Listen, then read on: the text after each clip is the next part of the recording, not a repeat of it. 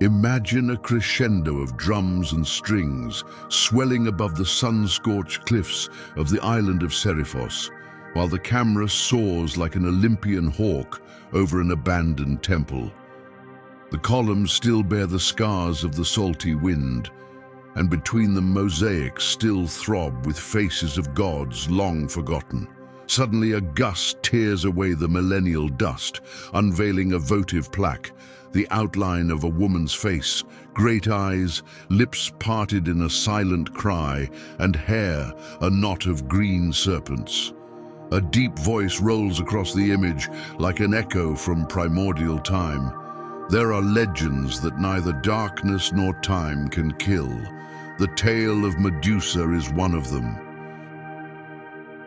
The first written mention of Medusa appears in Hesiod's Theogony of the 7th century before Christ. The poet names 3 Gorgon sisters, Stheno, Euryale, and Medusa, daughters of the sea gods Phorcys and Ceto. Only Medusa was mortal, a detail that would seal her fate. To the Hellenes, her land lay at the margins of the known world, whether on Sarpedon Island or the western shores of the land of the Hesperides, where sunset blurred into nothingness. The place was described as a peninsula of black rocks, damp caverns, and greenish waters lit only by moonlight. Any misstep could attract the Gorgon's gaze, and sailors shuddered at the thought that the sea foam hid the hiss of her snakes. The Greeks soon turned Medusa's face into an apotropaion, a talisman meant to drive evil away. Ceramic vases, hoplite shields, temple lintels, even coins bore her visage. Joined brows, protruding tongue, eyes wide open. An image poised between fascination and horror. For Sicilian colonists, the road west was lined with altars to the Gorgon, convinced that Medusa calmed storms and scattered pirates. Thus her paradoxical role was born, menace and protector at once. The canon links Medusa to the hero Perseus, son of Zeus. King Polydectes, wishing to remove him, demands the Gorgon's head as a bridal gift. Perseus receives winged sandals from Hermes, a cap of invisibility from Hades, a serrated sword from Hephaestus, and a mirror-bright shield from Athena. The Gorgon's cave, described by Pseudo-Apollodorus, trembles in shadow. A smell of burning and salt clings to your skin. Blood thrums while serpents rustle like autumn leaves. Perseus advances without looking. The shield reflects Medusa's shape and the blade falls. From the spilled blood spring Pegasus and the warrior Chrysaor, giving the legend cosmic weight. Ovid tells a tragic variant. Medusa, once a virgin priestess, was violated by Poseidon in Athena's temple. The goddess, offended, punishes not the aggressor but the victim. Her hair becomes snakes, her beauty turns monstrous. Modern critics read here a commentary on blaming the victim.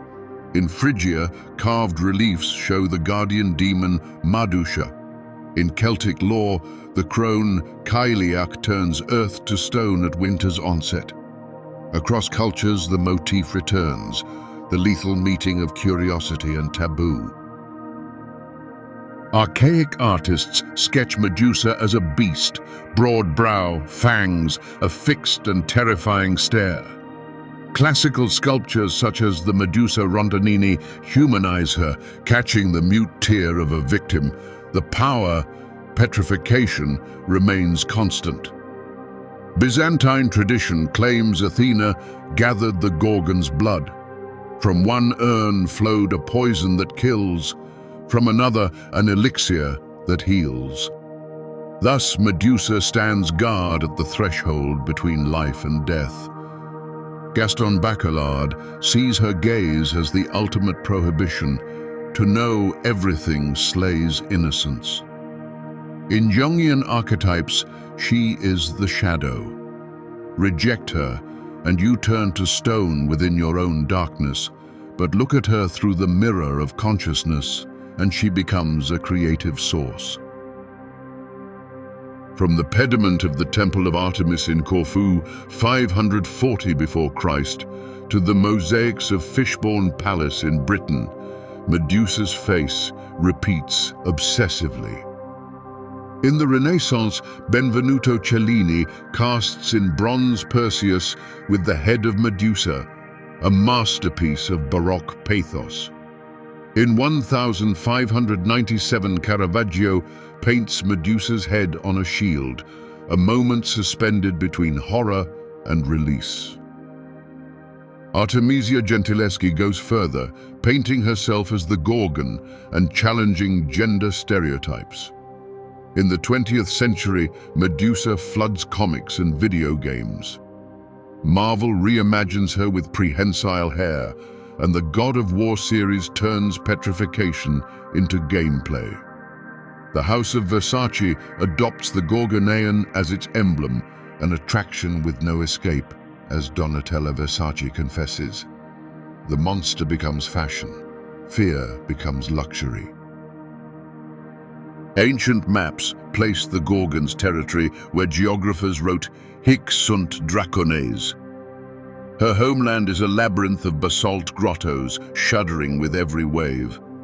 The air smells of algae and burnt salt. Sunlight, filtered through fissures, projects rainbows on wet walls, making stone serpents seem alive.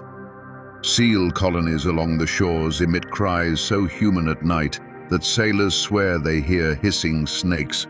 Modern biologists suggest these amplified howls may have fed the myth. The myth does not end with decapitation. Pindar tells that Athena fixed the Gorgonean on her aegis, turning it into a battlefield weapon. Hellenistic authors imagine a spectral dialogue.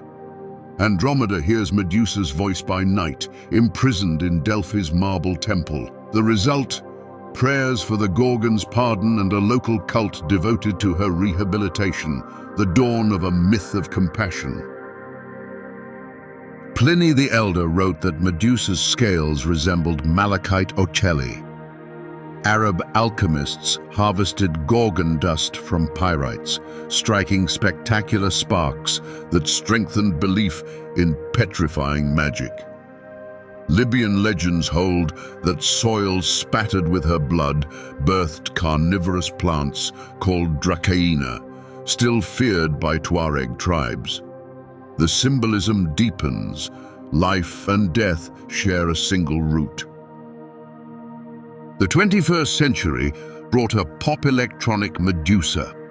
Florence Plus the Machine released Queen of Peace, its video filmed on Sky with dancers wearing luminous snake circlets, an archaic-inspired rave.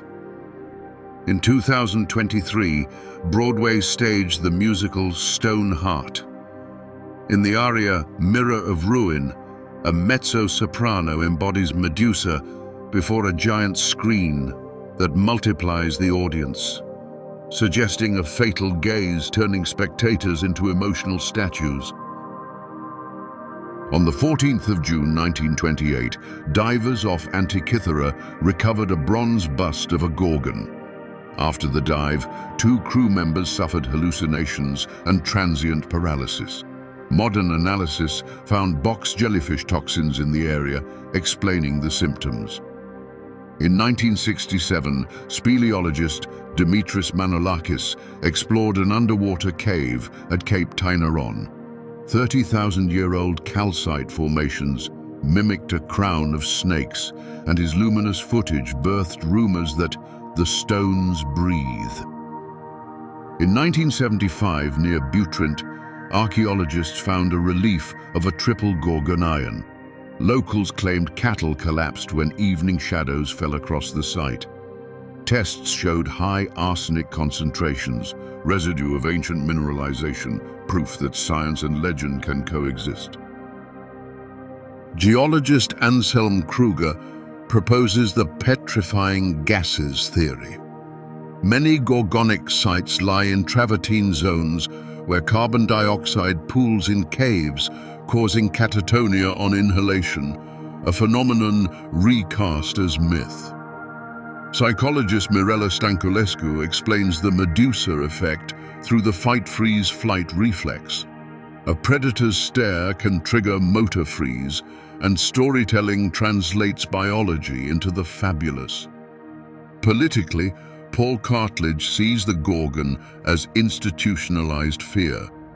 Look power in the eye and you turn to stone. Use the mirror of law and you survive. In 2019, astrophysicist Irina Tanazi linked the Perseid meteor shower to the sparks of Medusa's blood turning into red coral in the Mediterranean, reminding us how easily sky and legend intermingle. FBI files from the 1950s investigated occult cults inspired by Medusa, while contemporary fantasy novels recast Gorgons as anti-heroines. In fashion, Versace's 2024 clips use augmented reality. Serpent hair writhes on store screens, inviting passers-by to face the gaze. On social media, the hashtag #GorgonGaze amasses millions of views, its message one of self-acceptance. Look at your imperfections and turn them into strength. Current digital maps reveal high carbon dioxide emissions, precisely where Greek mythographers placed the Gorgon caves. Biologists note that certain Aegean vipers have green-gold eyes reflecting nightlight like emeralds, a likely seed for the mortal gaze tail. Thus, legend functions as an ancestral code warning of real environmental dangers. Irina Tanazi suggests the spectacular annual Perseid meteors inspired the belief that Medusa's blood sealed the sky's fire within coral. Though speculative, it shows how humanity unites cosmos and myth, turning astral phenomena into metaphors of hope and dread. Writer Hélène Cixous concludes, Medusa laughs. The Gorgon's laughter no longer petrifies, it liberates. On feminist banners, Medusa has become a symbol of resistance against those who condemn. Under the reddish light of the final sunset, the camera returns to the temple ruins. Wind gnaws at the pillars, and waves pound the shore as if in an ancient age. The narrator whispers, Medusa did not perish beneath Perseus's blade. She lives in our mirrors, in our art, in the fear and courage that shape us.